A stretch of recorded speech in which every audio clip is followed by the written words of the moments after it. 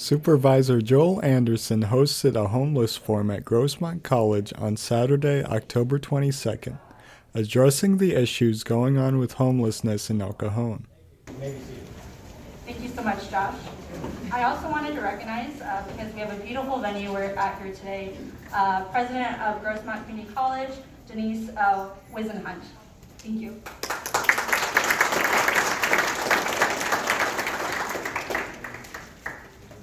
Good afternoon. First, I want to give special thanks to Supervisor Joel Anderson and his team for bringing such an important topic to our campus.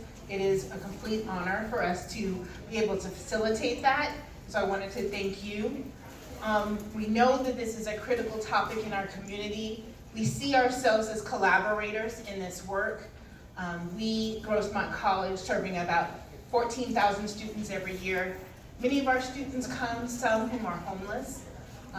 Prior to serving this role, I served on the Monarch Board in San Diego for students who were homeless. And right now on our campus, we have about 4 new students who are part of the Monarch family who've come to our campus. We recognize the critical needs of providing basic needs for our community. And so we are partners in this work.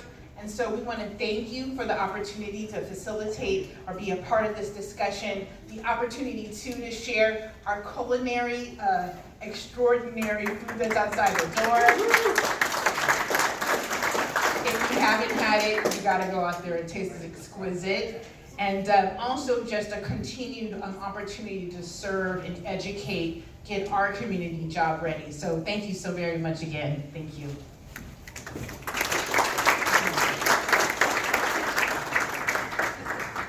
Thank you, President Wisenhunt. My name is Barry Jantz. I'm your moderator today. By way of introduction, I was on the La Mesa City Council for about 16 years. That was a long time ago.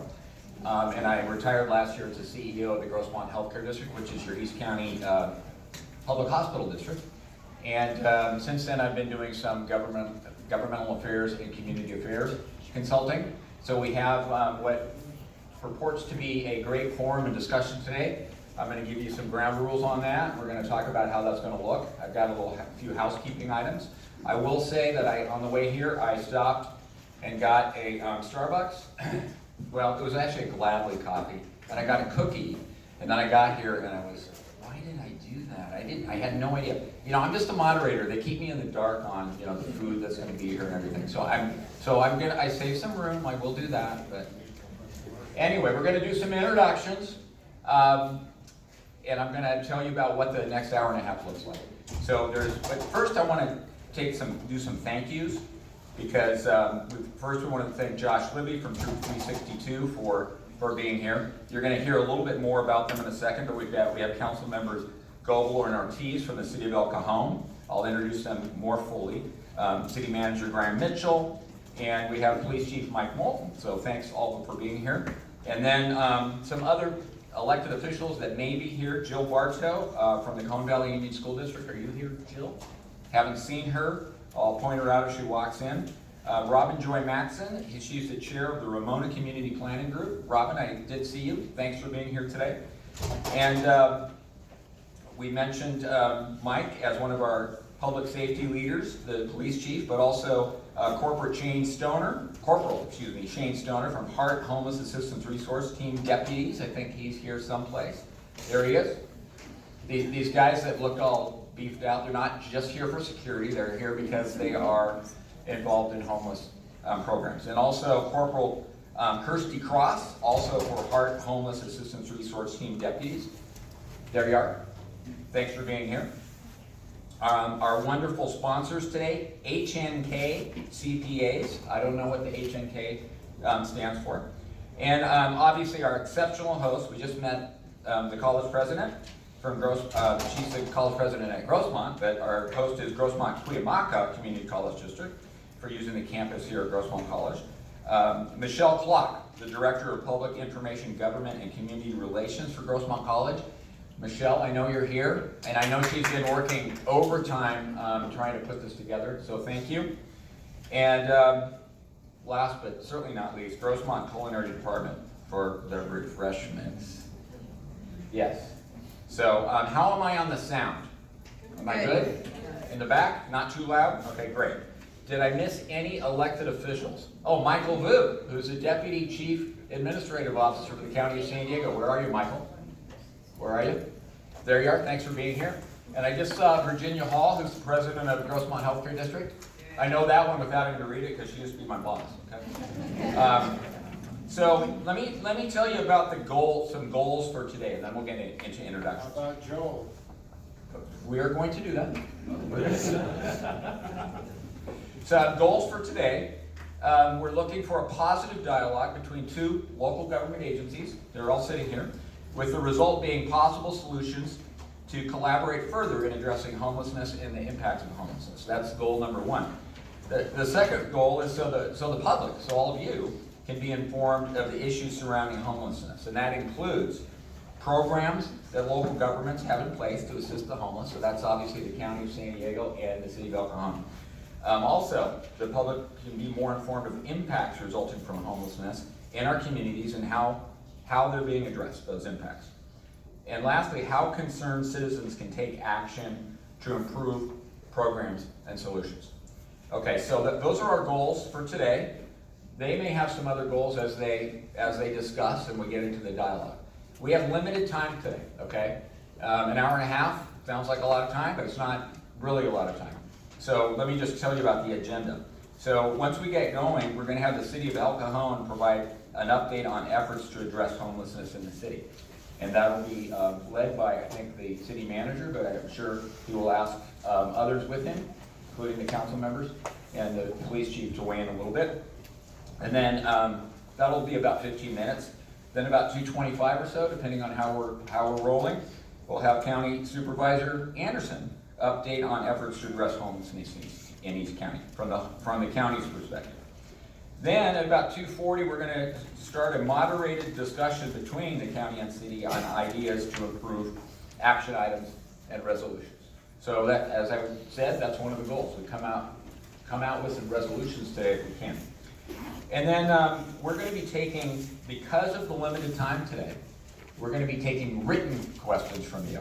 So I think if you hold up your hand, if you're staff and you've got the whatever they need to write questions on, okay, maybe everybody's got one. But if you want to write your question down, staff will pick it up and then we'll collect them.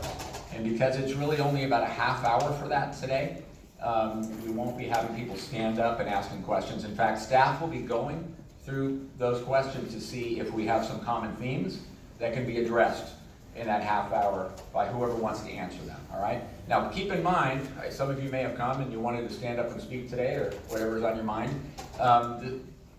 This today does not preclude future programs like this where there may be more dialogue.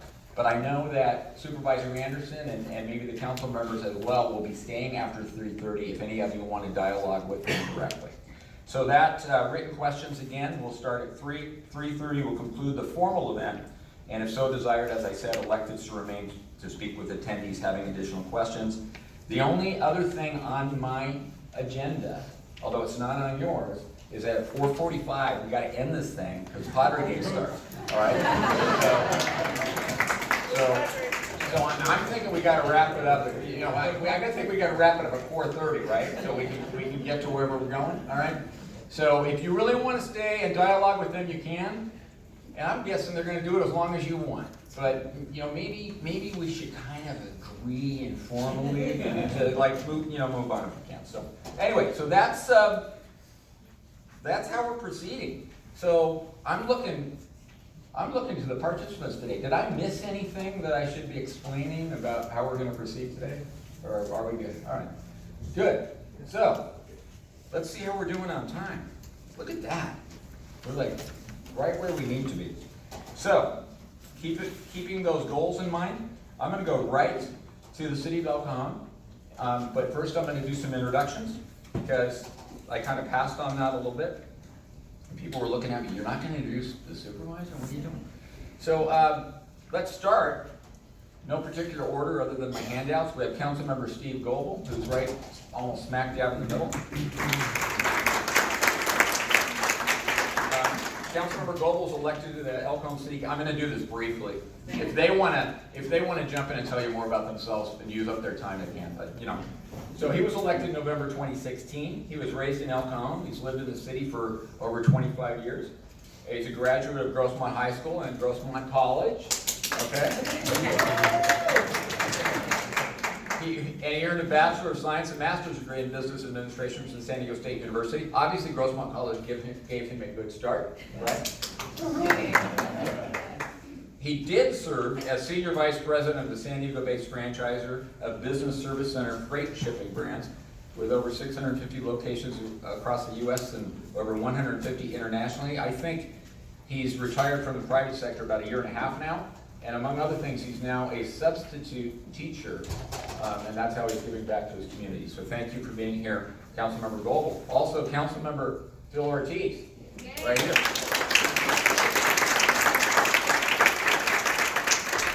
Phil is an East County native. He received a BA at San Diego State University and an MA at Astor University. Doesn't say anything about Grossmont College on this one, that's all right.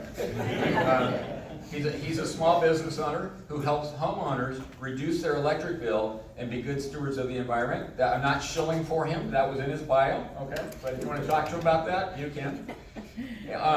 In addition to his efforts to enhance the quality of life for El Cajon citizens, Councilmember Ortiz also served on the Planning Commission in the city of El Cajon, where he was instrumental in preserving private property rights and maintaining neighborhood character. We're going to talk a little bit about neighborhood character today, probably. Also with us is Chief Mike Moulton. He was appointed El Cajon's police chief in 2019, and at the time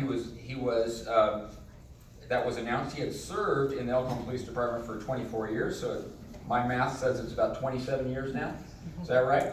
And during his time with the police department, he served various roles. He served as captain going back to 2015, so a couple, 4 years there as captain or so. And it gave him broad leadership perspective of the department. He also served as a lieutenant, and he oversaw training, internal affairs, and served as a watch commander. So I wanted him sitting right here in case I needed protection, but they arranged their own seat. So you don't want to spend some time at Grossmont College. Oh, okay. I didn't see that. And also the city manager, Graham Mitchell. He was announced as city manager in 2018, and that was on a 5-0 vote, by the way. That was so. He was named assistant city manager prior to that in El Cajon in March 2017, and he had previously been Escondido city manager until 2016, and before that he was city manager in Lemon Grove for 12 years before leaving for the Escondido position in 2015. So I won't say, when he got to El Cajon it was a promotion or anything. I don't want to insult anybody from Lemon Grove or Escondido, but you can take it however you will. But thank you for being here, Graham. And then lastly, Supervisor Joel Anderson served East County, San Diego. I think most people know. In the state assembly. He was in the state assembly for a couple of years, and in the state senate from 2010 to 2018. And before that, he served on the Padre Dam Municipal Water District and the Resource Conservation District of Greater San Diego County. He has a degree in finance from Cal Poly Pomona after transferring from Grossmont Community College. So those are the introductions. When I've gone on long enough, let's hear from the city of El Cajon, and this again, what you're doing to address homelessness. I know you're doing a lot, and maybe what you see as how the county can improve how you can address homelessness in the county. And by the way, it's not a debate unless it needs to be, but it's not going to be. We're not planning on a debate. We're looking at a constructive forum today. I'm here to drive traffic. That's all I need to do. If it goes really well today, you can thank me. If it doesn't, you can blame the politicians. But we're gonna go to you for about 15 minutes, Graham. Okay? Sounds great. Thanks for being here. Again, my name's Graham. I'm going to turn the time over to Councilmember Ortiz and Goebel, and then I'll kind of talk about the meat of what the city of El Cajon has been doing in the realm of homelessness. But I just wanted to first plug the council members. In fact, and there's 3 council members that couldn't be here today. We'd have a Brown Act violation if we did. But one of the things that I'm most proud about our city council is these folks walk the talk. It's easy to sit on a dais and pontificate about solutions, but they are actually, each of them individually in their own way, involved in solutions. And you'll probably, hopefully they'll share some of what they're doing. If they don't, I will. But I'm going to turn the time over to them to kind of give some introductory remarks, and then I'll kind of talk about what we're doing and maybe some of the challenges that the city of El Cajon sees. Well, good afternoon, everyone. As Barry said, my name is Phil Ortiz. I'm El Cajon City Councilman. Excuse me, I'm battling a hoarse voice from cheering for the Padres. I first want to start off by saying, well, thank you everyone for being here, because it shows that you care about your community. One of my residents told me just recently, it's so hard, we're so discouraged, you know, it doesn't seem like anything's getting better. We're here to show you that our programs are working, and if we give up on our community, then, you know, there's no hope. And we need to keep hope in all of this. I want to also say, secondly, everyone here takes this homeless situation extremely seriously. I spend the majority of my mental energy and time not only fielding calls and emails, but trying to come up with solutions for homelessness in all of San Diego and really the entire region, California. I was homeless in college. And so my depth of knowledge and my care for people out on the street goes deeper than I think anyone has. I've had family members who are homeless, living out of storage facilities. I wasn't living out of a storage facility. I was couch surfing and living out of my truck, taking showers at the gym, burning bridges with my friends because I was sleeping too long on couches. So I know what it's like. Secondly, or last is what I'll talk about, is when we have these forums, we need to define who we're talking about and define our terms. So often we talk past each other when we're talking about homelessness. And so these terms that I'm going to throw out there are from experts who have been working with homeless for decades. The two types of homeless people we have are situationally homeless and chronic homeless. Situationally homeless, simply defined, someone who's down on their luck. They lost their job, a college student, you know, poor college student, got kicked out of who got kicked out of their apartment, single mom, father left them, they need a hand up, situationally homeless. The second type that we can broadly define is chronic homeless, someone who's been on the street for 6 months or more, and I would say have some kind of addiction issue or mental health issue that's hindering them from lifting themselves up out of their place of distress. The city of El Cajon has a lot of programs, and there's a lot of help for situationally homeless. We have been successful with that. Reason being, it's inexpensive. It's relatively inexpensive to help these people. And Graham's going to go through this. Chronic homeless, people dealing with mental health and addiction issues. That is a very expensive process to help these people. We're talking, because you're not just dealing with their homelessness, their financial situation, or their housing situation. You're dealing with the trauma of their life.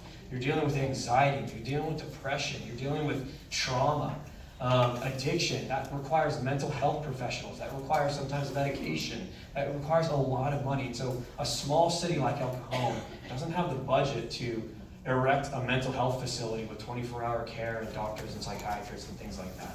So that's why it's so important for us to define our terms. And the majority of the people that we see on the street, the visibly homeless, are chronic homeless. And so we need to make sure we're defining our terms. I'm not going to get into my resume and what I've done with regard to homelessness. I'll leave that to Steve because he's really a champion of it as well. But I want to make sure that everyone here up on this panel cares about this deeply. We're all taking this very seriously. I'm going to stand if you don't want, just so I can see some of you in the back. Phil's right. The city of El Cajon has been doing a lot of things. A friend of mine who used to work at the county would talk to his contact at the Union Tribune. How come you don't write about these good things that the county is doing? Saving money. And the reporter said, it's easy. We don't write about that because we expect you to. Which was very insightful. So what you're going to hear about some things from our city manager today are the successes. And they don't make the news because rightly so, you expect us to. But now because you're here, you're going to hear the rest of the story, as Paul Harvey used to say in his radio show. So thank you for coming and being part of this. This is a great informational session for you, and I'm so glad that you're here. Thank you.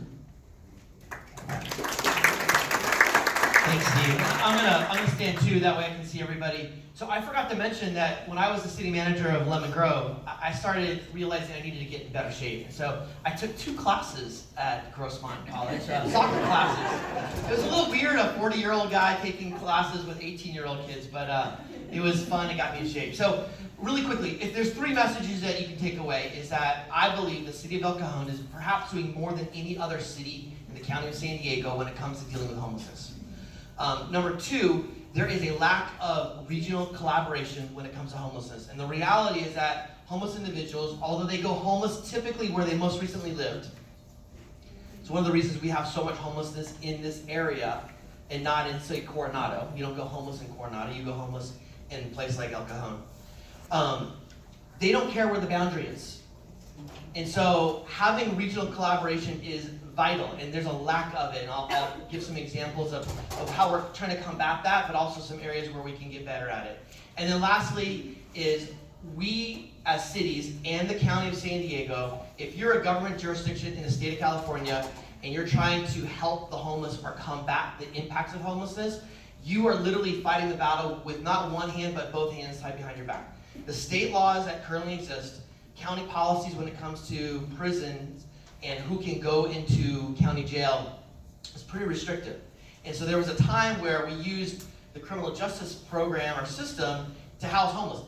By the way, that's a really expensive way to house homeless and very ineffective. However, just kicking a whole bunch of people out on the street and then saying, well, we hope you all figure it out, that's probably also a really ineffective and inefficient way to deal with it. So we need to have a statewide collaborative conversation about how to deal with the criminal justice aspect of homelessness too. I'm handing out this piece of paper here. If you have this is kind of a cheat sheet of what we are doing on homelessness. We have a website that has all the same information as well. But we have offered a lot of programs, about a dozen programs that are really focused on helping individuals find permanent housing. That's our #1 goal. It is not to warehouse folks. It is not to accommodate a homeless lifestyle. It's really to steer people into permanent housing, because we know that's, in the end, the most cost-effective and best solution for society. We have piloted a program with the Salvation Army. Salvation Army is about them here. And that program now is offered countywide. And it is extremely inexpensive way to get people back into supportive housing with their family members or friends. We've partnered with Once Crisis House and now with Home Start, and through that process we've offered housing navigation. In fact, I think we're the 3rd city in the county to offer housing navigation after San Diego and Encinitas.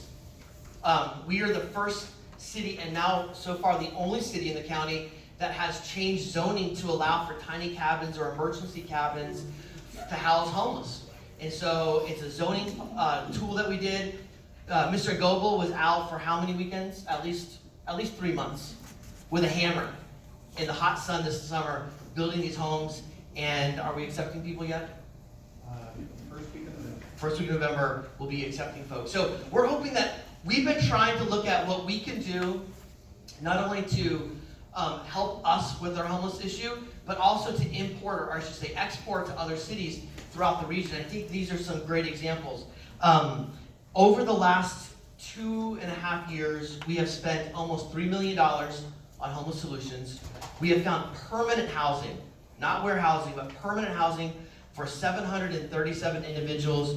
We have found temporary shelter for almost 3,000 individuals. We have decreased the number of unsheltered homeless, which is, in my mind, the folks sleeping on the street, the group that we should be focusing on. Between the point in time count 2020 and 2022, we've actually reduced that number by 40%, and that's a big deal. We're getting people off the street and into housing. If you look at the number, again, the point in time count, the number of the sheltered homeless per capita, we exceeded by, I think, like 8 times more than the next biggest city, which is the city of San Diego. So We are doing our part. Can we do more? Absolutely. Do we need more suggestions? Absolutely. When we get lots of brains together like this, that's when solutions can come about, because we can start bouncing ideas and innovation off of each other.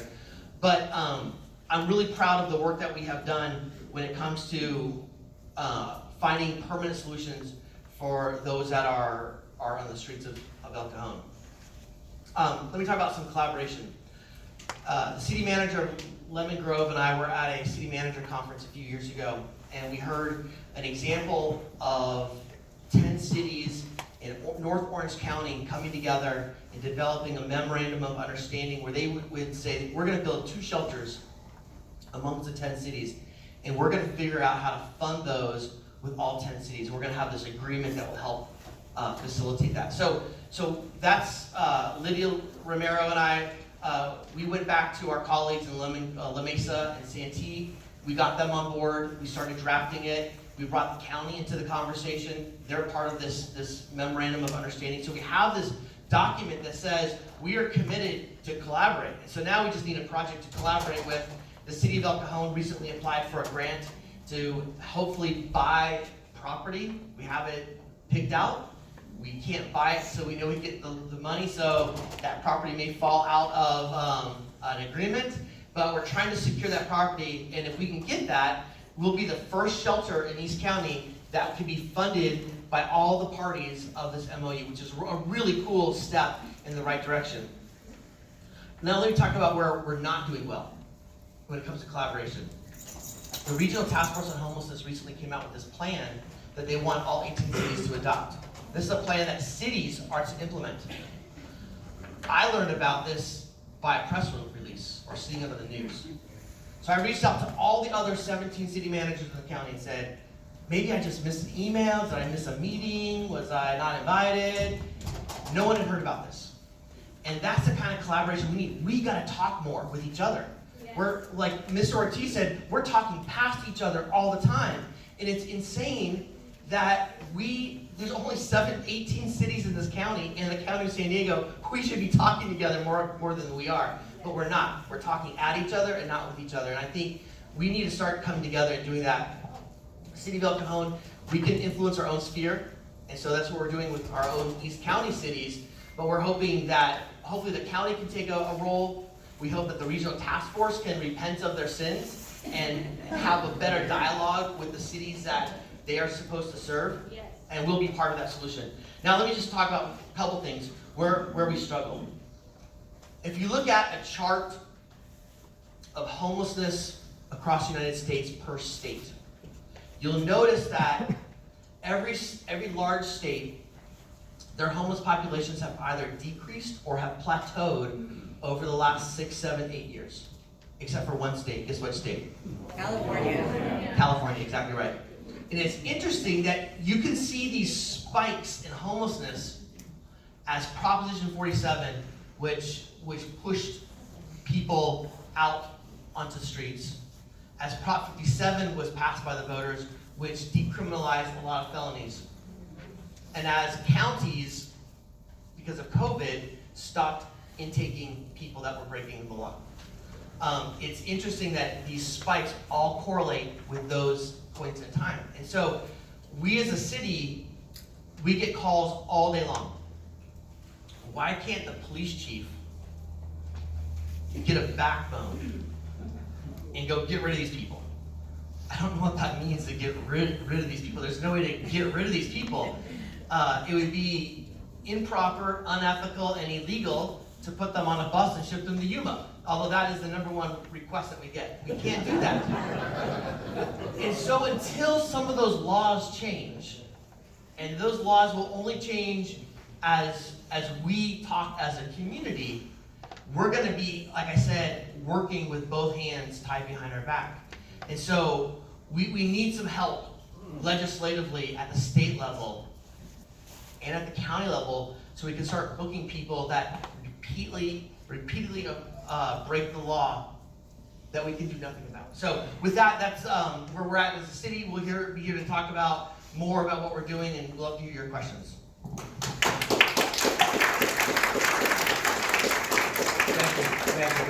Thank you. thanks, City of Alcone. And before the supervisor goes, I saw Bonnie. I didn't get you. You're one on my list. Bonnie Baranoff, who runs the East County Homeless Task Force. Not to be confused with the regional task force on the homeless, which he just said needs to repent. East County Homeless Task Force is an effort that was actually started through the East County Chamber that's now largely operating kind of independently, I guess, is safe to say it. But Bonnie, I wanted to point you out, raise your hand, in case anybody wants to talk to her at some point after about getting involved in that effort. Okay, thanks for being here. Supervisor Anderson. What's that? Mike, did you want? Probably, I'll be able to add more. Okay, great, thanks. I'm gonna stand up too so you can see me. First of all, I wanna thank El Cajon. I've lived in East County for the last 35 years, and I've seen firsthand the great work they've done. You've bared the burden like no other city in San Diego County. And I had said when I was running for office, by the way, I was bold enough to put fix homelessness on my campaign sign, so I'm a little committed to it. But I wanna live like this, and I don't think we should live like this, and I don't think that anybody should live the way they are. And I've said on more than one occasion publicly that for far too long, El Cajon's gone it alone for too long, and they need better partners, and I want the county to be a better partner. And I also was a huge advocate of the MOU. In fact, we have a resource board here with all the cities, their letters, and the county's MOU that everybody signed on to. If you want to see a copy of it, it's over there. It's item number 2. I have a little cheat sheet of all the different items. Because I thought, it's really important that we talk about what's real if we're going to work together. And some of the things that the county's doing, I'm very excited about. Prior to me being elected, we didn't have any shelters whatsoever in the unincorporated. My predecessor didn't believe we had a homeless issue, and that's okay. She did a lot of really great things, and things have gotten really bad in the last few years. If you were to go back 20 years ago, homelessness was nowhere close to our #1 issue. But that's all changed. So let me just walk through some of the things that I'm working on. You all are probably familiar with Magnolia Street. I got elected and sworn in January of last year, and I started on that in February. And it's not easy to move people out. I believe it's 102 or 104 of those applicants we offered hotel vouchers to. That you heard Graham speak to this, but there's a court decision called the Boise decision. And what it says is homelessness is not a crime. And that if you have no place to go, you're allowed to sleep on the streets. But if you do have a place to go, then the police chief can go after people who sleep on the streets who refuse to get help. And so we have to create those shelters in order to enforce the law. And we want to create those shelters, right? Why would we want anybody to live on the street that way? We want to give them a path to a better life. But if people choose to take over our parks, to take over our streets, to take over what we paid for so our kids and grandkids can participate and use, and now are being denied access, well, that's not right either. Everyone has to meet halfway to help each other. And so, while we were moving forward with shelters, I'm trying to put a shelter in every community in my district so that we can help the most amount of people that want help. At the same time, I'm not going to allow people to commandeer and take over all the swing sets in my district. So having said that, we used Diane Jacob and Jim Desmond created a voucher program for us, I believe it was 2018. We have a copy of the board letter that when it was designed.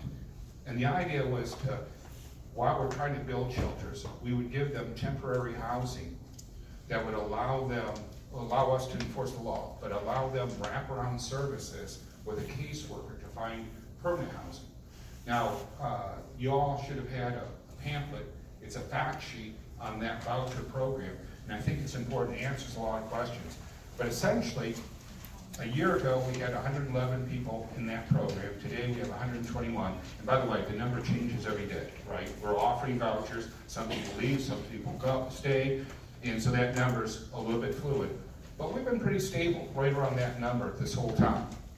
Having said that, 30% of the people that we put into that system over the last year are in permanent housing today.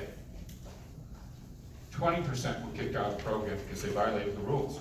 You see, they have to sign a contract in order to get into the system.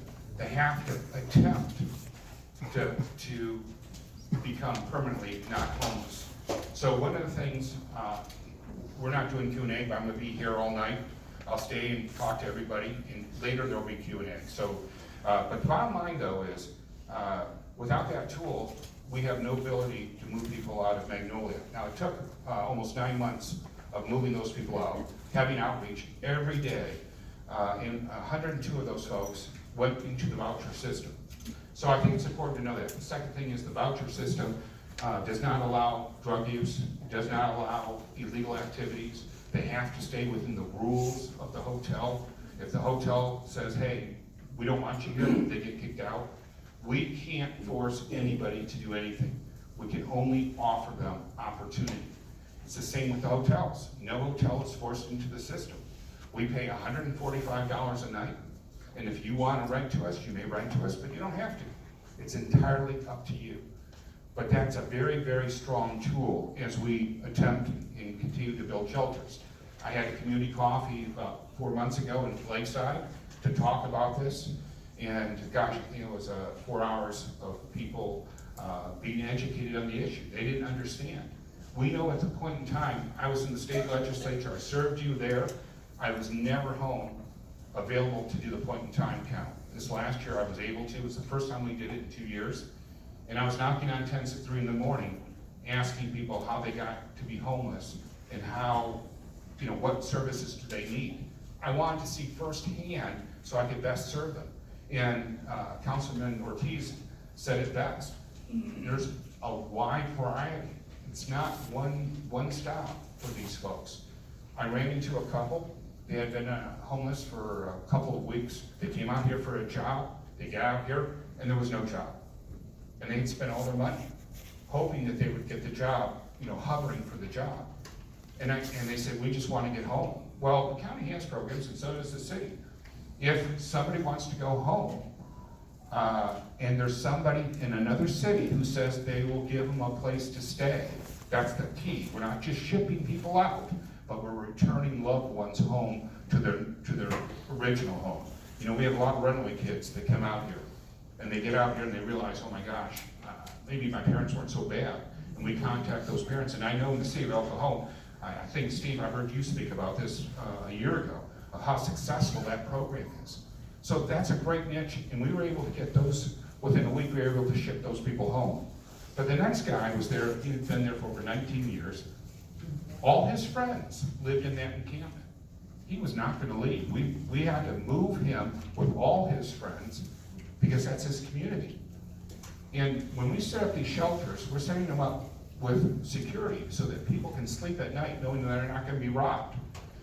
We're setting up with wraparound services. Nothing the county doesn't involve caseworker and wraparound services for permanent change. So I wanted to make sure you knew that we were moving forward with it, but to site a shelter takes almost 2 years to site it and build it. It takes a lot of time to do that because you have to jump through all the environmental hurdles, all the other hurdles that you would if you were to build anything else. But we're exploring all of it, and I'm reaching out. But I've been on the job, this is now approaching my 2nd year. I have to learn my job. This is not an easy job to do. It's easy to get elected, it's hard to govern. And so we also are looking at the mental health aspects. We are moving forward, and I want to make sure I say this right, with a crisis stabilization unit in El Cajon. For the first time ever in East County, if you have a loved one who is having an episode, you'll have a place that's open 7/24 that you can take them to stabilize them. Or if the person is having an episode of any type, we'll be able to take the homeless and stabilize them. Law enforcement, instead of picking up people on a 5150, which is, I don't know the correct term, but a crazy call. Danger to yourself, Oh, thank you. Appreciate that. That's a much better definition than crazy call. But the bottom line though is, instead of going over to Grossmont in the emergency room and losing an officer for 4 hours, 6 hours, while they are inadequately trying to address mental health when they're really about physical health, we will now have a facility that the officer will be able to take that person there, or a family member will stabilize them, and they'll be able to go home within 24 hours. We're also working with Edgemore over in Santee, but this is, this stuff takes time to build, and it's not gonna be online immediately, but we're adding additional mental health beds at Edgemore with the intention of some of these folks need more permanent care than 24-hour. And they're right now, we don't have the capacity to address that, but we're gonna add the capacity, and we're negotiating and working with the city of Santee.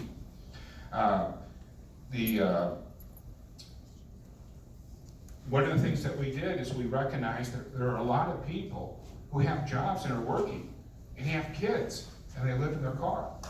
We heard from Councilman Ortiz that he was couch surfing and he could have been one of those people that was living in their car, and yet they're parking on our streets. And at 3 in the morning, when their 3-year-old has to go to the bathroom, where are they gonna go? There's nothing open, there's nothing for them. But we took that Magnolia site and we turned it into a safe parking. So now there's a bathroom, there's a shower, we're meeting their needs. These people have jobs, they just can't afford to live here. And they're trying to raise the money to find permanent housing, and we're working with them with wraparound services. We're also, their kids are going to school, in Cajon Valley schools. One of the things that most people don't realize is in East County, we didn't have a big homeless issue. And after this last point in contact that we went through, if you add North County and South Bay together, we have more homeless in East County than the two of them combined. The only area that has more homelessness is in the city of San Diego. So we've got to get smart about how we do this. And that's why, on Magnolia, part of it's in the county of San Diego and part of it's in the city. And for far too long, when the city would try to clean it up, they take 2 steps to the left and they were in the county. And when the sheriffs came up, we have a great care unit.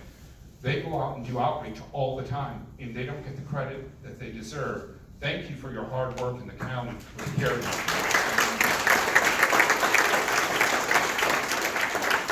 Santee uses them all the time, and they've had a profound positive impact out there.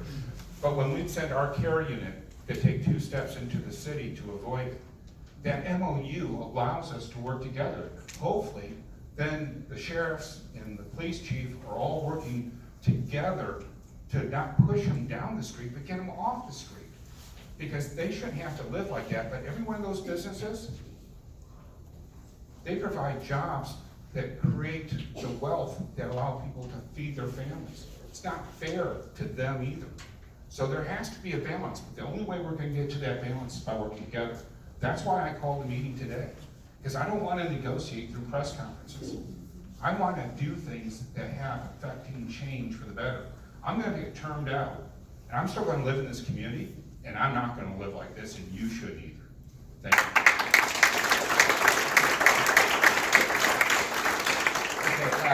Okay, you do recall we started a little bit late. I think it was about maybe 7 or 10 minutes late. So, I mean, if everybody's in agreement, depending on how it goes and how much, I understand you're staying, but we will probably run the formal program till about 3:40 or so, just so we can get it on. So now we want to get into some discussion. And I had some questions to prompt discussion. I actually don't know if I'm going to need those. I mean, my first question was actually, and Graham, I think you really touched on this one, because you just said your hands are tied, basically. My question was way more, to what extent do federal and state laws and court actions impact local government's ability to take action to address homelessness? Okay, so, but do we want to get into that a little bit more? Does the public need to understand a little bit more to what extent, and so the bottom line question is, in other words, are higher levels of government having an impact on local control? That's really the question. So who wants to start with that? And this can be for the city or the county. So I'll touch on this briefly. So I think it's important that you have, I could talk about this for 2 hours, and I'll talk briefly about Prop 47, 57, and 8109. I could talk about each one of those for half an hour, so please do some research on it. Prop 47, Prop 57, they were passed by the voters overwhelmingly. Prop 47 reduced a lot of felonies to misdemeanors. It was called the Safe Schools and Neighborhood Act. But as voters, when we see that on our ballot, who doesn't want safe schools and neighborhoods? So it's passed. And again, so I'll try to condense this, I'll try to distill this down into a couple of minutes. The chronic homeless that we're seeing on the street that are committing crimes, they used to be in and out of custody. They used to get arrested, they'd spend 3 months in jail. They'd be out of jail for 3 months. They get arrested, they'd be in jail for 6 months, they'd get out. They're just out now, they're not in. And to kind of wrap it up and bring it home, somebody could walk through that door right now using narcotics, actively using narcotics. They could be smoking methamphetamine, cocaine, fentanyl. Walk up to any one of you in the audience and punch you in the face, and then come and steal this microphone, and I cannot put that person in jail. They'll get a ticket. So that kind of tells you what we're dealing with on the criminal justice side. Right. A friend of mine is a correctional officer at Donovan State Prison. I asked her yesterday, I said, so how full is Donovan State Prison? You might remember several years ago, a federal judge said that California prisons have to lower their occupation because they were too full. And some of those people got put out on the street. She said, and this is her comment, so this isn't verified or vetted, but it's a point of reference. She said, we're 70% full, I would guess. So if they're 70% full and they're not accepting new people, that means county jails can't send people to state prison.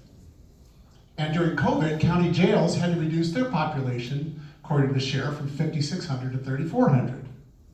So that means fewer people actually got booked into jail during COVID. Well, now, I don't know if that's been lifted yet as a policy, but now you have these lower level offenders not even getting into jail because they don't have space to send them to prison because there's still space in the prison. So you've got this kind of, this upside down backwards thing where you have lawbreakers who aren't going to jail. Where in some cases, in the voucher system, we have people with felony warrants out for their arrest. And these people have an arrest warrant. We need to arrest them and put them in the jail. They're felons. Living across the street from me was a state parolee at large wanted for a parole violation. And he was arrested. I don't know where he went. It's this dynamic between county jail and state prison and the occupancy. Arresting homeless people and taking them to jail just isn't going to happen because they're going to be released from jail if they even get booked into jail. Because that's the lowest level of offense. And that's one of the frustrations that we have as a city and a police department is it's just not working to arrest people and to take them to jail because they won't stay in jail. And that's a frustration. The best we can do, and I think it's right, is to keep them moving along and not set up camp. Because if they set up camp, we see what's happened. With Magnolia, if they're allowed to stay too long, they set up a camp and then all sorts of bad things can happen. So I thank the supervisor for clearing the camp because that helped a lot. But this is what's happening to us with the state prison, county jail, lower level offender is just not getting into jail, and that's kind of where we're handcuffed. AB 47 was felonies and misdemeanors. AB 57 was a reclassification of serious crimes to lesser crimes. AB 109 was a reduced time in prison or more credit for those kind of things. And all those things together, we just can't send people to jail like we used to for crimes, for drug possession. I watched the guy at Home Depot walk in and grab the Milwaukee tools and walk out the emergency room door with the door sounding the alarm. And nobody does anything because he knows if it's under $950, it's a misdemeanor ticket. That's crazy in our world. It's a misdemeanor ticket, and he goes in and steals that stuff. I watched him walk out, and nobody wants the liability of confronting this guy because you don't know if he's on drugs, if he has a weapon. So you know what? It's a cost of doing business for Home Depot, which is very sad because it means higher prices for the rest of us. So I'm trying to explain some of the constraints that we have. Just go down the line if you want. We can go back and forth. We're not putting time restraints on anybody, within reason. He said that right before I spoke. I agree with everything that our chief and Councilmember Goebel said. And I want to stress, we are not talking about all homeless with regard to arresting. We're talking about the criminal element within the homeless population. There is, I think, a small glimmer of hope with Care Court. And I'll briefly touch on that because I think it was just passed in this last session in the state legislature. It basically summed up says, if there can be a referral by a social worker or a family member or a medical professional or a law enforcement professional that puts a person who is not mentally well in front of a care court judge, so to speak, to gauge this person's mental capacity. I mean, we've all seen videos, I don't know if everyone's seen videos, but I've seen videos of people, there's this one, it's in LA County, this poor man, he's completely nude, and he's running headfirst into cars. We need to be able to do something about that. And this care court allows us to be able to do something about it. Say, this person is not mentally well, they cannot be out on the street, their psychosis is so deep that they're hurting themselves, and this is what Supervisor Anderson was talking about with 5150 calls. I'm of the belief, if you have multiple 5150 calls, which is a danger to yourself or others, within 6 months, 3 months, then you need some help, and it needs to be forced. So you either go get treatment or you go to jail. It's one of the two, but these concepts are not new. They do it in New Jersey, and you see the testimonies of these people who were forced into care, and they rehabbed and they got better, and they're talking to the camera. I would have been dead. I would have died. I would have killed someone, or I would have died. So it's not a new concept, but our state legislatures, representatives need to catch up with the crisis that we're seeing here. And this care court, I don't know if we've examined it and how that even would work, but I think it's a glimmer of hope in saying we can forcefully put these people to give them help. I don't know if anyone wants to. Phil, I appreciate you bringing up the care court. When they were proposing it, we sent a letter of support, and I actually sent a letter out to all my communities. And if you're on my newsletter, you will have gotten a copy of it asking you to sign on to my letter. This is a fundamentally huge issue for us in how we address people. We have a person downtown that likes to sleep on the trolley line, and the city of San Diego is complaining bitterly about it because they have to keep sending people out, and there's nothing they can do. We've got to have the tools in the toolbox. Now look, I'm for civil liberty, and I don't want to give anything up. But when a person fails to take care of themselves, we have to have the tools to make sure they don't just injure themselves, but take other people with them. Having said that, I think that there's been so much spoken about the county's voucher system. I want to address just a couple quick things with it. First of all, we screen for warrants. We don't put anybody in that has a warrant. So of all the people that had warrants, they were either out of our system or they were in another voucher system. We are not the only voucher system being accepted in the city of El Cajon. There are others, and I can't speak, although we do have a handout that lists others with what their program requirements are. We have a caseworker, and we have wraparound services, and we screen those folks. Now, the county, the city had some issues, like we don't notify the city when we send people there. Some of it is we didn't because we can't give the name. But I went back to staff and said, well, why can't we just say we're sending somebody? I mean, let's not let the law be an excuse for not being good neighbors. So you're going to be getting that moving forward. Where we can work together, where we can make your job easier, I want to make it easier. We're not going to solve, this is a mountain of a problem. And no group alone is going to be able to solve it. So I want to make sure that people knew that we are screening for that.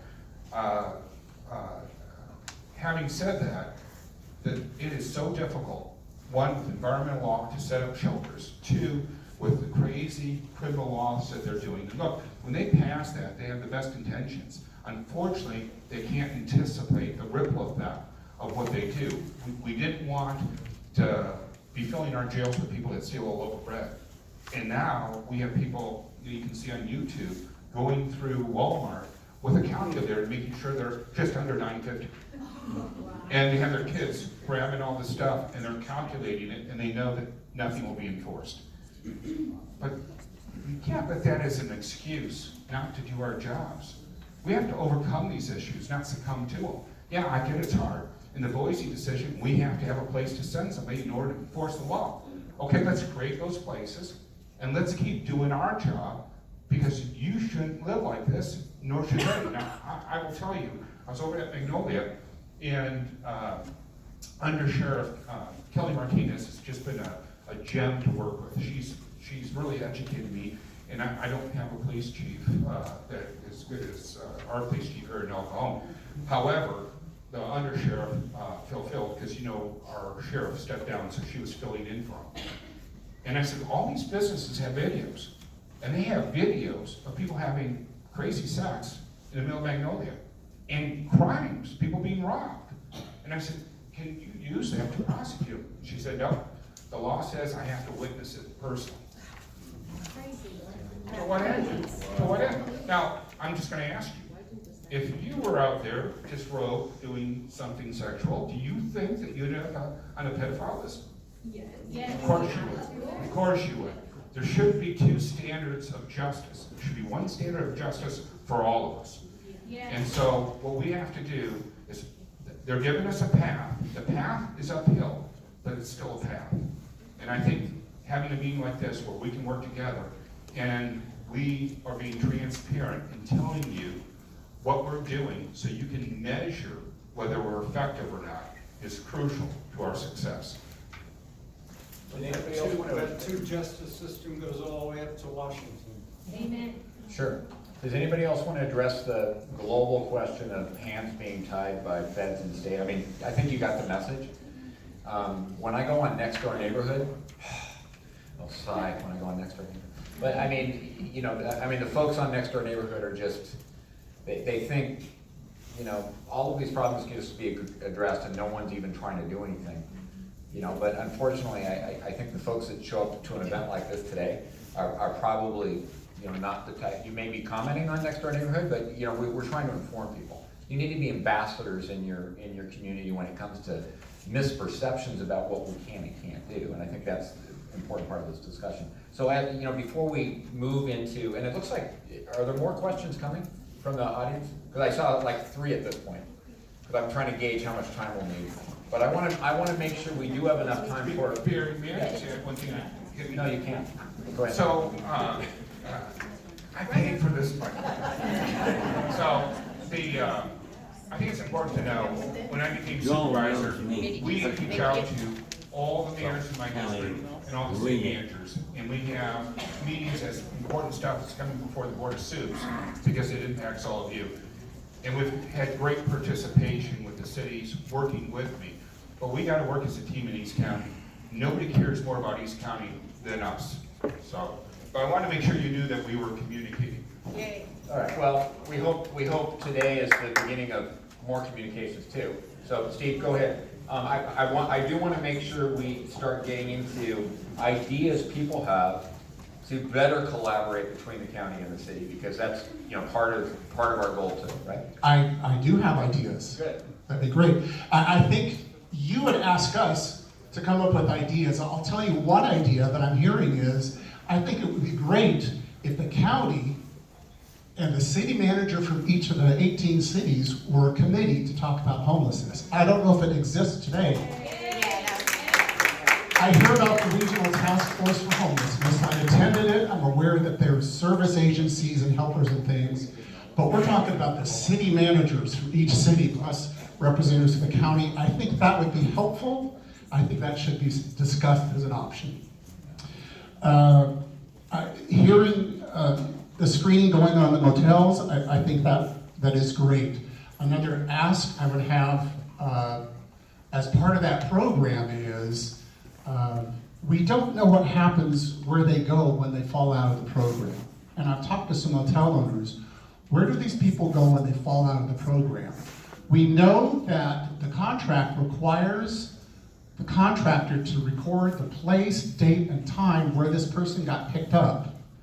But there is no no part of the contract that I can find, including the 6 amendments, that says what happens when they fall out of the program. Do they need to be returned to the community from which they came? Because I can tell, we know not all of these people are inside of El Cajon. Some are. But those that aren't, can we return them to the community from which they came? Because we carry a heavy burden by ourselves quite a bit. We know already we bring in people from other cities into some of the shelters we have. That's the compassion part of us. But you, the people, are saying, where's the correction part?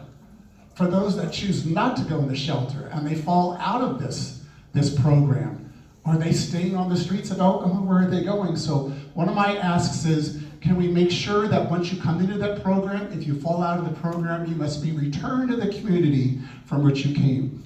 I think the people of El Cajon would like that. Supervisor Anderson has already picked up the torch about these tiny homes with Supervisor Vargas. They've agreed to move forward on this. Graham mentioned it earlier, it's 6 tiny homes on the property of Meridian Baptist Church. I did spend some time helping build those because they're beautiful cabins. They're 12 by 12. They have electricity, a heater. They're 8 by 12 sleeping area with a bunk, electricity for a computer, cell phone. There's a cabin there where Home Start comes into the cabin and provides services on site because they know where the people are. This is a great model that could be replicated in hundreds of places across the county. And Supervisor Anderson has said, let's find some sites where we can do this. So I appreciate that. The care court, one of my concerns is that the motels would be used as a transitional housing for the care court. And we need to make sure, look, all of us would say in a perfect world, if the voucher recipients didn't need a call for police, if they went through the program and 100% of them got into permanent housing, we would all say, that's great. That's a working program. But the part that doesn't work, the 70% that don't go through the program, what are we going to do? Where are we going to address that? Return to the pickup point is where I'm saying. So, Supervisor Joel Anderson explained why we should give the homeless opportunities to stay in encampments and keep the voucher system. Change my life. So we have to give them every opportunity and take them at the words. I'll say another part to the crime aspect. Are there criminals among the homeless? Of course. But if I was a criminal and I wanted to prey on somebody, I would prey on the weakest members of society because they can't fight back. So when you go into a homeless encampment, of course there's going to be some criminal element because they want to prey on the homeless. And they are homeless. So I just want to make sure that when we're thinking about this, we're thinking about all the spokes on the wheel, that they all lead to this hub, and we have to provide something for everybody. If we take the voucher system away until we get those shelters built, I can do nothing for Magnolia or Graves. We've shut down Graves. We got a call, there were 5 people there. We got out there right away. Right now, El Cajon Fort reached out to us because behind their facility, they have some, we're checking to see if it's county land. I believe it's going to be Caltrans. That's the other thing. The county can only enforce in the county, the city can only enforce in the city, and the state has to enforce on Caltrans land. But we're communicating about it. Councilmember Mitchell had reached out to me and said, hey, can you help us on 2nd Street, and I forgot what the cross street was. And we looked into it, and I said, that's Caltrans, it's not us. But then I told her, hey, I got this other issue, and let's talk about that, because if it's city property, I'm going to need your help. This is all really difficult. It's not easy. It's not a light switch. You just turn on, turn it off. It's very, very complicated. And what seems straightforward, most of the time is illegal. You all are working hard, and you're doing a great job. And I want to be a better partner. So it was a little shocking when Bonta, our Attorney General, sent you all a letter because they believed that you were violating the law. And so that's what we're up against. We've got the state watching us, and we better be dotting our I's and crossing our T's if we want to move forward to solve this in a meaningful way. And my personal commitment is to you all, because You know, I'm always the greatest champion of El Cajon. No city is bared the front of this issue greater than you have. And I was out there at the grand opening of the community homes, and people think, well, it's just a mini home. I'm sure you're familiar with the story of the starfish, right? The young boys, 1,000 starfish on the beach, and he's throwing them in one at a time. An old man comes up to him and says, hey kid, there's 10,000 of these. How in the heck are you going to change anything? And he picks up a starfish, he goes in the water and goes, that one liked it. You know what? Yeah, those 9 homes are for pregnant women. We're getting them off the street. We're creating a community where their children are in the future. We got to be thinking about how the message we're going to send to our kids and the society we want to be part of.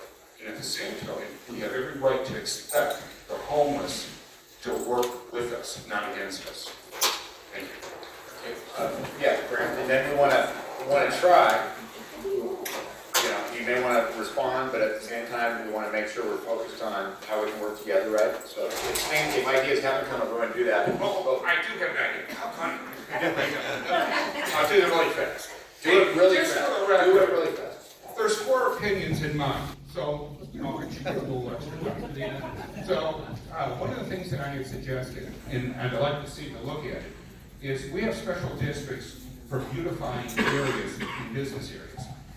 Why don't you come up with an ordinance that creates a special district for the hotels that take vouchers, and we pay $145 per room with the voucher. Charge them $20 or $10 per room. We have 121 vouchers in the city right now. That'd be $1,000 a day or more.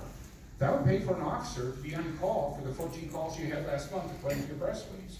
You would have somebody who would be giant in the spot to address those issues so that it isn't costing the city money, and the hotels would still have the opportunity, and I'd still have the ability, to turn around. And by the way, when you go to the homeless, Then it was gonna be quick. I am, this was fast for me. So, when you go to the people and you offer them a voucher, they can choose where they go. If they say, well, we don't want to go there, these hotel vouchers, the person knows they're going to El Cajon. We have 18 hotels that participate in our voucher system. We have one in Escondido. We have several around. They could say, we want to go to Escondido, and then they wouldn't be placed in El Cajon. The reason why they're coming to El Cajon is they identify as El Cajon as being their home. That's why it is. So if I'm living on the cusp of Greenfield, outside the city limits, and I say I want to go to El Cajon, I don't want to go to Chula Vista, what are we supposed to do? Say, no, you can't do that. We are working with only a carrot. There is no stick in this process, and you all know that. So, thank you. Graham, I know you want to respond to that. And then we want to quickly move to some Q&A from the audience, because we're going to be running over. An elected official walked in that I saw, Andrew Hayes, who's on the Lakeside Union School District Board. Thanks for stopping by. He also works for Senator Brian Jones. The reason I bring that up is because as we sit here and beat up the state, maybe someone may ask, well, why didn't you invite the state to the table? But well, no, we won't do that. But my guess is, I'm just going to speak, without asking Andrew or Senator Brian Jones. My guess is the frustrations you hear about hands being tied, and some of that coming from the state. My guess is the state senator would agree with those frustrations. So, Graham. I agree. We actually are working with some folks in Sacramento to look at some laws at the state level that would allow us to apply some fees towards homeless voucher motel rooms, so we can get some funding. I thought it's important for the public to recognize the data, and I think data is important. And I know that the county put out some data during the whole initial debacle, I'll call it that, about 64% from the city of El Cajon. And I don't know where that data came from, but county staff and I have been in conversation, and I received an email on just October 12th. It was a list of everybody that was currently in a voucher program in El Cajon on October 10th. So this is pretty recent data. And one of the questions was asked, where were you most living on the street? There was 98 people that were in the voucher program. I'll just tell you where they're coming from. One was from Escondido, 2 from Santee, 1 from Mexico, 1 from Bonita, 1 from the city of El Cajon, 94 from unincorporated San Diego County. That includes, and a lot of that is folks that were in the North Magnolia encampment, right? So that's almost El Cajon. But my concern is that there were 16 from Lakeside, but 23 from Spring Valley, which is not even in the Supervisor Anderson's district. So another supervisor is dumping folks in his own district, and that's a concern to me. When Lemon Grove and La Mesa both have motels, that could help keep the Spring Valley folks. So that's our concern. Our concern has always been not the voucher program itself, because we know it works, we use it. But it's just sort of this unfairness of dumping or highly concentrating folks, which we also think is a violation of state law and federal law as well, of concentrating people in areas. And so we're working actually on our own complaint with the state of California about that. So I think numbers are important. I don't want to get back and forth the numbers, and I don't know where the supervisor got his numbers from, but this is numbers straight from county staff.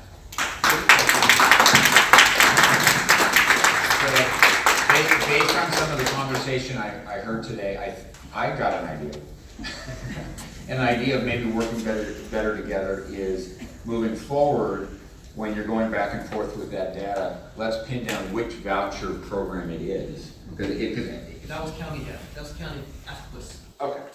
So anyway, I think maybe what I'd say is outside of a public forum like this is, regular meetings, staff, electeds, going forward about, there's obviously a difference of opinion here. So where is it coming from? Okay. So that's all I'll say. We're going to go to Q&A unless someone feels like they need to weigh in on something that we've kind of rubbed on. Okay, perfect. Okay, first question. With the number of homeless growing faster than services, how do we scale these programs up? Do we need more housing, more shelters, other? That's a big open-ended question, and I know any one of you could answer that for the next 15 minutes and we'd be out of time. So just real succinctly, Supervisor Anderson, I think you've addressed some of that in the fact that you're pursuing shelters, but what else? Well, I had a town hall in Lakeside to address getting a shelter there. As we're moving forward, the point in time count said there were, I believe, 355 or 455 people living in the riverbeds. And as the riverbeds are being cleaned out to create hiking trails, those folks are going to be coming into our community. So when I was in Lakeside, we had a room about this size, 350 people were there, another 800 or so on Facebook Live. We're Facebooking Live today too. And they said all their homeless were from El Cajon. And I told them, I said, look, if they're living in the riverbed, they're your homeless. I don't care where they were born and raised, they're your homeless. And I think that if we get so caught up with whether a person's 5 feet outside of our city or 5 feet into the county or out of the county, we're going to lose track. This is a regional problem. We need to be addressing it in a regional way. And remember, when you say that we're dumping, people opt in. No one's forcing anybody to do anything. We can't force hotels to accept homeless. They say that we have these rooms available, and we fill those rooms. So I think when you use terminology, You guys send them. when you Yes. when you You use guys send them, and terminology, you're lying, because I bought my home there 4 years ago, and I went to your Lakeside meeting, and I talked to you and your little assistant. So if you want to, listen. Yeah, So if anybody, there's no enforcement, nobody in control, Yes. and the owner just. you're gonna get an opportunity after the meeting when other people need I to got get. pictures, I'll show you. Okay, you have an opportunity. And you said you- Sir, you have an opportunity after the meeting. Were you gonna arrest me because I'm Mexican? No, but you know what? Oh my gosh. I'm not gonna arrest you. Police chief is here, but I have my Nobody, right? You I can't have my arrest San Diego County Sheriff Junior deputy badge. nobody. No, I mean, obviously, you can't arrest nobody, so I can do whatever the fuck I want, right? You can't arrest nobody, you said it yourself. We'd ask you to be. I'm saying, everything you said, you're lying, and no, there's no enforcement, you're dumping them, I got pictures and I talk to them and they tell me you're dumping them. Yeah. I live there, I bought a home there freaking 4 years ago. Supervisor Anderson, you don't need to respond. I want to move on with constructive. So that's cool, you can lie here and everybody's, you can lie here. Sir, we'd ask you, I'm done, I'm going. I know the way sometimes he handles it, No, that's fine. and I'm going to tell you, this is East County. This is not the city of San Diego. Let's be mature about what we're doing here today, okay?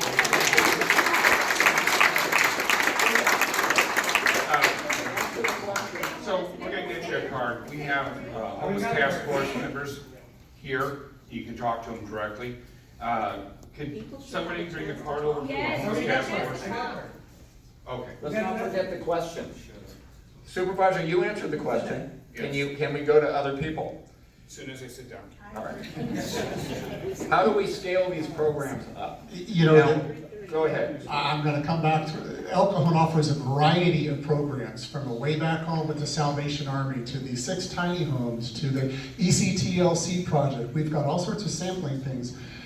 What the difficulties we find is other communities don't want to adopt this because they say, not in my backyard. That's the reality. And we know that some of these communities send them to El Cajon because we do embrace with compassion. We do embrace with correction also. But we need all these communities to step up somehow and be part of the solution. Every community. Yeah, that's right. It's just, we need everybody to provide more housing, more safe parking, more travel solutions through Salvation Army, more tiny villages across the city or county. We need more people to step up and say, we'll participate in the solution. Yes.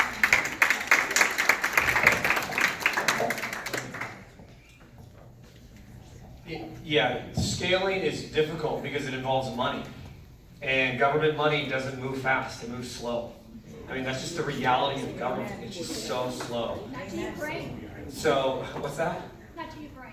Yeah, you grind through it, And this funding that we get comes from the federal government, then it goes to the state, then it goes to the county, then it goes to the city. So, increase in funding is naturally going to be a slow process. It's never great, and by the time the money gets down to small cities, it's barely anything. But like I said, buy-in from other, like Goebel said, buy-in from other cities, we can affect small change and show that these beta programs work. These small tiny homes, they work, they're successful. There's people going through them. And the wave, the influx of homelessness, just because there's a wave doesn't mean these programs aren't effective. What we have done here in the El Cajon, City of El Cajon, is trying to say, look at these programs we're doing, they're successful. We've shown proof that they're successful. Let's have these other cities adopt them. And so that's what we're doing, talking to other cities.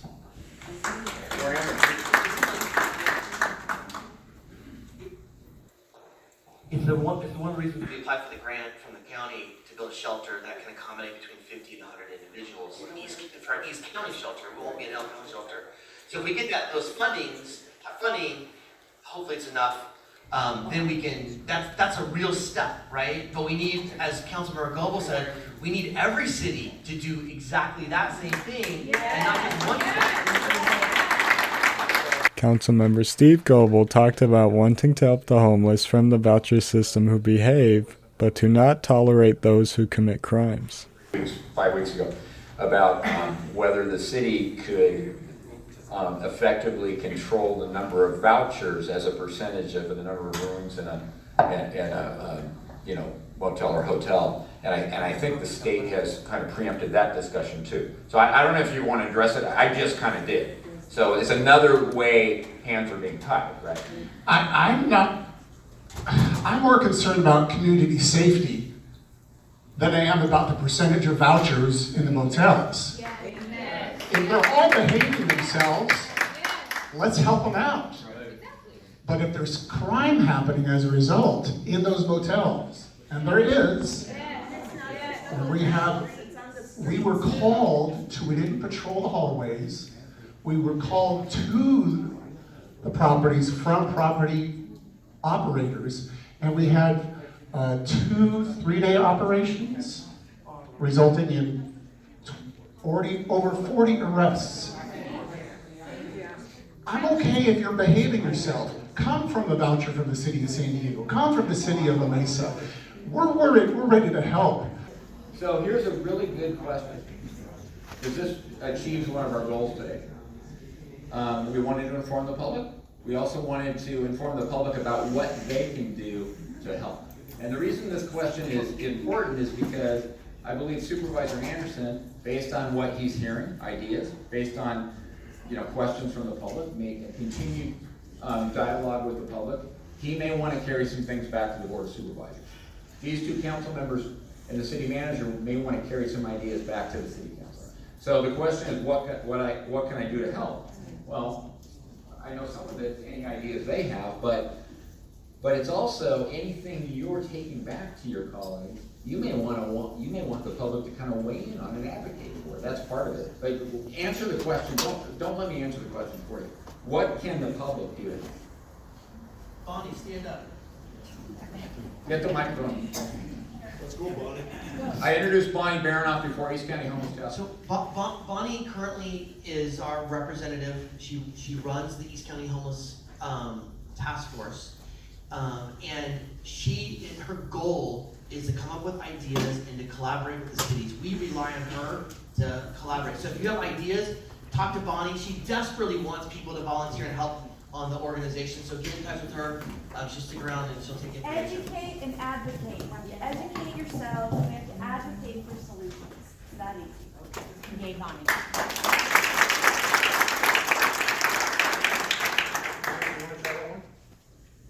What can the public do to help?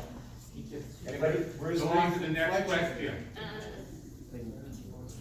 Does anybody else want to address it? Okay, fine. I'm happy to. Go ahead, briefly. Why do, when they speak, you don't say briefly. When I speak, you say briefly. It's only one of me. Two of the things that are really helpful is trying to locate shelter. Trying to locate shelter locations is really hard. And if you know of an area where a shelter would fit, please forward it to our office. We'll be happy to vet it to make sure that it meets all the criteria. But I need shelter locations throughout my district.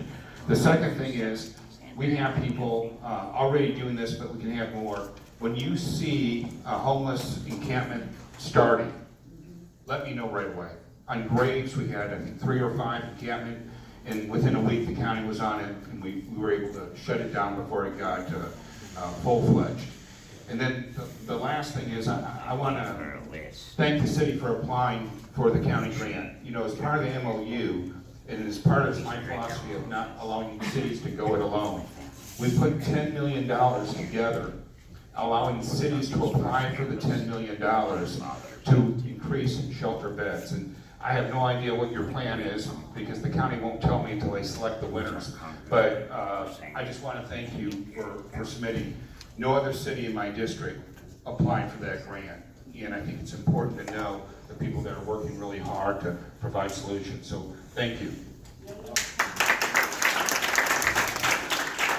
I heard someone yell out of the audience a question, and that was, where's Supervisor Fletcher? Well, Supervisor Anderson didn't invite him because it's not his district, so, If you're a City of El Cajon resident, we want you to download the City of El Cajon app. This allows you to submit any issues or any problem within 3 clicks of your phone, and we are able to track how quickly those issues get resolved, including encampments that, if they're building 2-story encampments on the public right-of-way or in a park. So please download the City of El Cajon app, and it allows us to track how quickly the city is getting to issues. Excuse me, is there a website for that also? It's our City of El Cajon website, but there's an app that you can download from the App Store or the Google Play Store. And what's the app called? So it's called City of El Cajon. Okay. That's it. I mean, it really simple. There's an actual app for that, okay? This one's a real brief one, but I think it may help, people understand how the city's dealing with it. Is El Cajon a sanctuary city? What's the definition? You said do our definitions, right? Yeah, let's define our terms. Yeah. A sanctuary city, I believe, is, Chief, can you help me with that? That's a legal issue, not a. All right. Okay, great. We don't know how to answer it. But whoever asked that, let's get with the city afterwards, and I think you can define it for them, and we'll have better understanding. Here's a good one. Steve, I don't know if you know this, or anybody knows this. What is the cost of each tiny home? $10,000 for one of those little tiny homes, because it was built with all volunteer labor. There's not a single nail in there. It's all screws. Trust me, I've put in a lot of those things. They can be picked up, take apart like an IKEA kit. They were designed by an IKEA designer, so they're a kit. They can pick up and move. $10,000 for a beautiful home with electricity and heat and insulation. You know, and that's why they're called tiny homes. Have you ever bought a piece of IKEA furniture, you got it home, it's a lot smaller than you thought? That's why they're called tiny homes. Okay, is the city or county, both then, contacting local churches to ask or learn how they might be of service? I know there's a good answer to this one, and I think you probably all want to address it. So one of our solutions is actually interfaith housing shelter. So we actually work with a lot of local churches where there's a shelter that rotates for 2 weeks at a time at different churches. Exactly right. So we rely on that. If your church, or if you go to a church or knows of a church that would like to get involved, they desperately need more shelter space and more churches participating. So that's a great way. So if you know someone, get a hold of me and we can connect them with the network. The homes that Steve built are on the church parking lot. And when I saw that, I thought, the county moves so slowly. They're hardworking people. They're doing the best they can. But with the law, it's just stacked against us. And I don't want to wait that long. So I put in a board letter. Staff's going to be coming back with what the criteria the county needs for us to move forward and partner with churches on private land. So if we move that stuff to private land, we don't have to meet some of the same environmental issues. And as a result, I hope to bring more cabins online as quickly as possible. Great. I think it's been addressed, right? Here's a good one. It's more a comment than anything, but I am sure that there will be many great suggestions and ideas presented today. My question would be, how are the ideas going to be followed up on? A follow-up meeting would be a great idea. And then again, follow-up meeting with a big square around it. So, okay, we're not even going to ask the question. So some people have statements.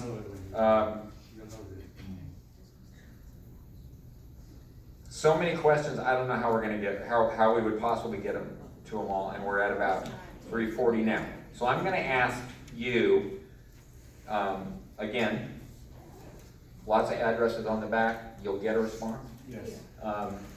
Go ahead, why don't you, I'm going to start in the middle, then go this way, then go that way, how's that?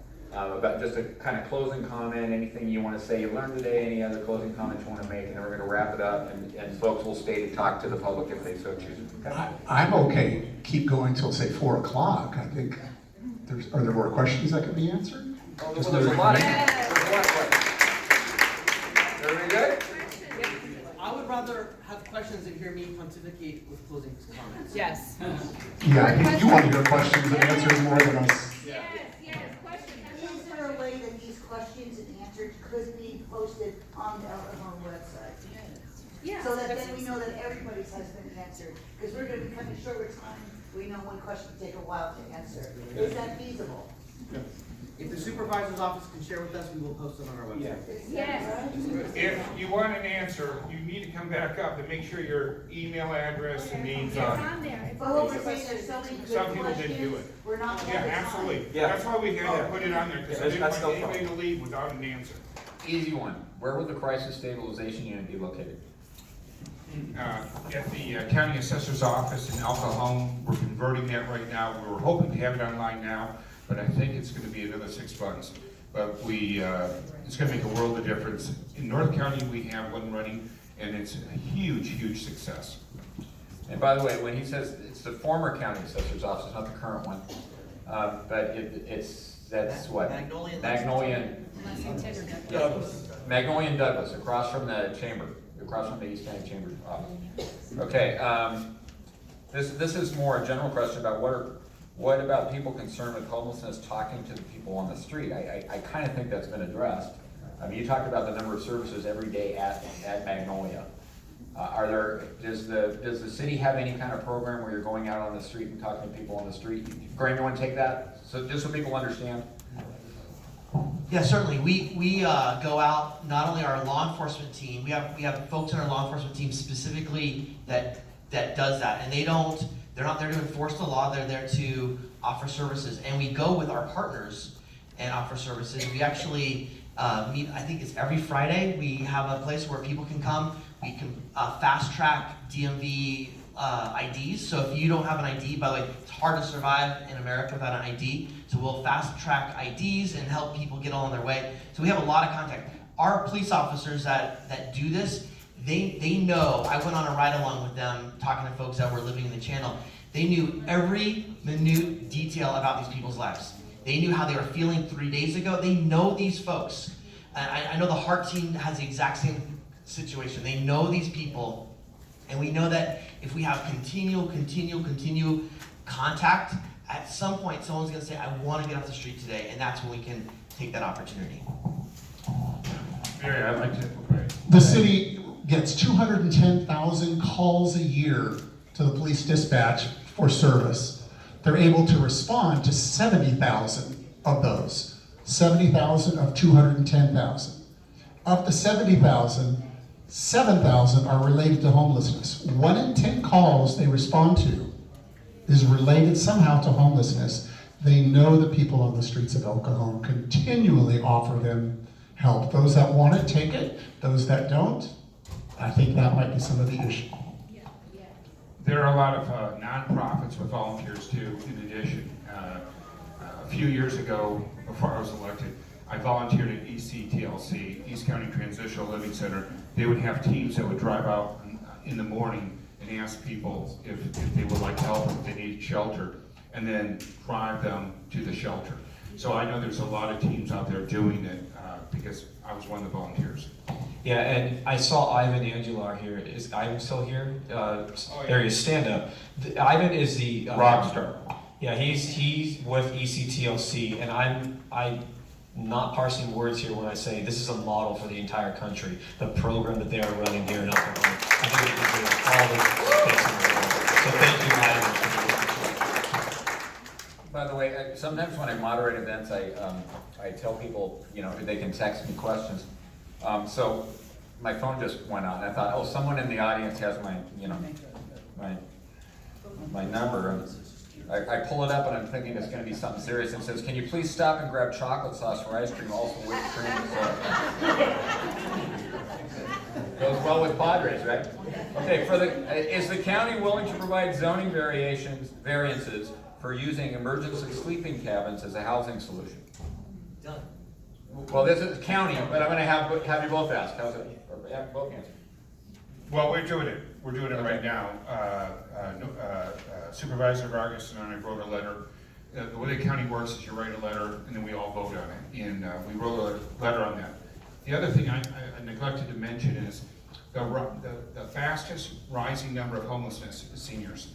Over 55 and older, with a peak at 65. And one of the things that I read and put a board letter in is to create senior shallow rent subsidies. See, the studies have shown that $500 can keep them in their homes. They don't have mental health issues. They don't have addiction issues. Can you imagine putting your grandparents out on the street? It wouldn't take long before they would have those issues. And then having to decide between health care and staying in your apartment is a big deal. So the county has a pilot program that we're moving forward with that was my board letter to see if it works. Because if we can avoid homelessness, that's as good as getting people off the street. We don't need to be increasing the numbers with our seniors. Graham, it was addressed to the county, but someone may have just meant government, right? About variances for... Well, El Cajon gave a zoning variance for Meridian Baptist Church to allow the operation of these 6 tiny homes over the next, I think, through the end of 2023.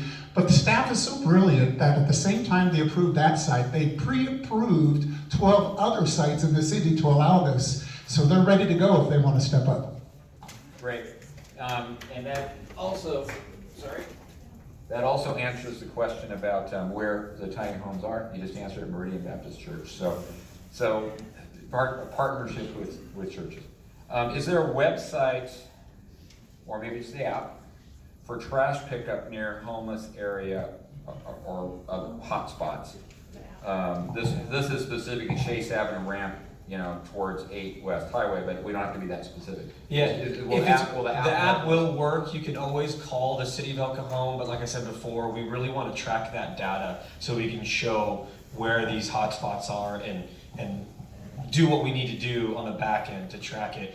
If it's in the county, we'll just reach out to Supervisor Anderson's office and relegate it to their staff. What about, this is a very general one. I think you've all kind of touched on it in some regard, but it's really about helping the percentage of homeless people who are able to, once again, become self-supporting members of the community. So job resources, access to clean clothes and transportation, job interviews, drug treatment programs, et cetera, et cetera. I think that's all going on. Do you want to address any of that specifically? Okay. That's what we refer to when we say wraparound services. Sure. So wraparound services means just that. Do homeless who refuse to enter a program get introduced to other resources? I think you've touched on that too. It's a difficult one, right? Okay. This is getting in a little bit different angle. How many children and pets are with homeless people in El Cajon? Well, I don't know if you can put a number on it, but what's being done to be sure they're cared for too? How does that work? People with pets, with animals? Yeah. Anybody? Humane Society. Yeah, that's for children. Yeah, it's It is a huge challenge. We actually explored a program in El Cajon where we would actually let's say a homeless individual or an individual experiencing homelessness needed a doctor's appointment or a job interview or to get their ID, but they have a pet.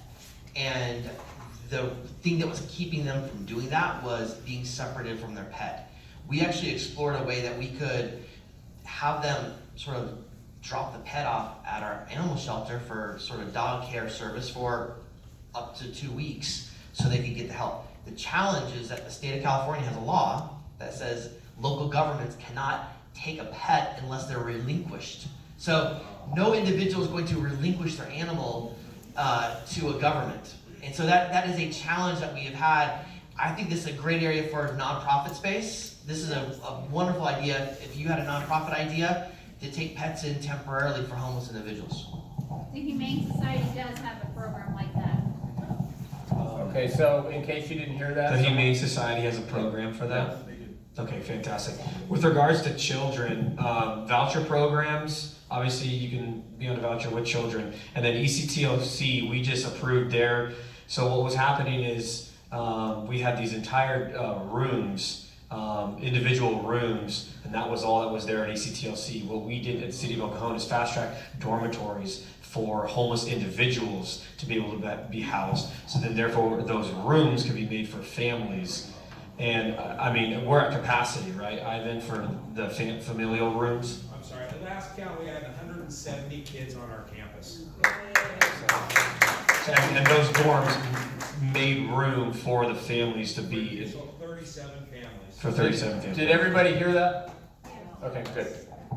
Councilmember Phil Ortiz lists the circumstances that limit the areas that can be used to create new shelter space for the homeless. Our county-owned, city-owned land, or it's private organizations or people offering and donating their land for it to be built, or you have to purchase the land. And how many of you know this is the most expensive place to purchase land in the world, is Southern California. So those are the elements that we have to deal with regard to looking at shelter space. It's not a great hand to be dealt with regard to finding shelter space. So when a church steps up, like Meridian Baptist, it's a big deal because a lot of nonprofits don't own land. And if they do, they're using all of their space. So those are the physical limitations and financial limitations with regard to where shelter space is where can you find it, really. This is about medical care. And it's about whether volunteer doctors, nurses, etc., do checks in any areas where this person is saying, in my area, I've seen sick individuals. And Supervisor, did you hear that one? No, it's about whether volunteer nurses, doctors can do any kind of checks on, what appears to be sick individuals. Now, in an encampment, that's taking place, right? But if people are on the street, is anybody doing that? I mean, there's a medical aid our fire department goes, and like Mr. Goebel said, for a lot of our responses for police, our homeless calls, fires even more. But we do go out with our homeless outreach team with the police department, and we do take county staff that are medical professionals. But if you know of a nurse or of a doctor that wants to go, we would love to have them tag along with us and be another opportunity to help folks. Councilmember Steve Goebel recommends carrying Narcan in case you need to treat someone overdosing on narcotics. Overdose for perhaps an hour. I did have the opportunity to administer to a person who was homeless, who looked like one of those air puppets at car dealerships. He was flailing, and I said to his friend, I said, "Do you need Narcan?" He said, "Yes, we do." They know how to get it, but you can get it too. And especially as parents or grandparents, kids are overdosing too. And kids you don't think would ever overdose from fentanyl, because these drugs are coming in counterfeit off of the internet. So anewpath.org, a half-hour video, and you can carry Narcan in your car like I do. I think, Barry, the opioid fentanyl crisis is huge. Last year we lost 1,000 kids from our community. We had a 400% increase, and I, along with Chairman Fletcher, have authored a board letter that's coming up on Tuesday that we're going to be voting on with a framework. The drug companies that put these drugs together have been sued, and we're expecting to get as much as $100 million. Supervisor Joel Anderson suggests people remove pills they aren't using from their medicine cabinets so kids don't have access to opioids. To any kind of opioid and get addicted. It renders it useless, and you can just then pour it down the toilet without impacting the water or sewer system. So there's a lot of technologies moving forward. I know that a lot of folks in my district are not fond of Fletcher, but you know what? When somebody has a good idea and it helps our community, in East County we have 2 words for that: thank you. And I'm thankful that he is moving so hard, because the #1 district impacted by this is my district, more than any other district. So this is really important stuff, and Steve, again, thank you for your leadership on this issue. I think this has been addressed. I just want to mention use of junk land or surplus land to erect tiny houses, use of unauthorized, underutilized, or vacant retail and warehouse space. Phil, I think you touched on this. They've got to be a willing party. They've got to be willing to lease it, or you need to own it, or it needs to be government land. So I think that probably addresses it. Carol, I didn't see you earlier. Carol Lewis is here, also involved in Alcohol Collaborative. You want to stand up? Because people may want to, some of the non-profit, you saw Ivan back there from East County. Some of the non-profits that are here, Homa Guiding Hands, not necessarily involved in this one, but I see some other non-profit folks back there too, like Kay. Hi, Kay. Hi. How are you? I'm here as a citizen, not on business. Well, yeah, but I just like to acknowledge folks that are doing good work in the community, right? Honor camps, fire training camp at Descansa, Lake Area areas. Okay, this is County of San Diego. Shelters. Why don't you house the folks at these facilities while they're being detoxed and realigned into society? So, remember I said we can't force anybody to do anything? So if we go to you and say, hey, would you like to go there? No one's going to accept it. They want to stay. Every study, now there's always exceptions to the rule, but every study shows that people want to be in the community that they came from, and they're not going to leave that community. So we would love to do that, but we want effective treatment. And the NIMBY thing has been addressed a couple times, not in my backyard, right?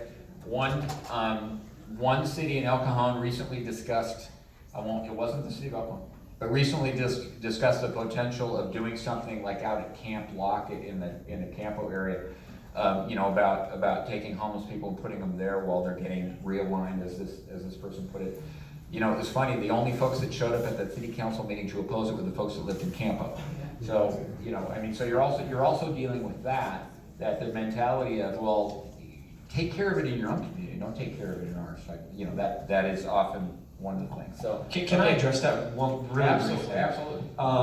It's important for the public to know that who knows exactly where ECTLC is?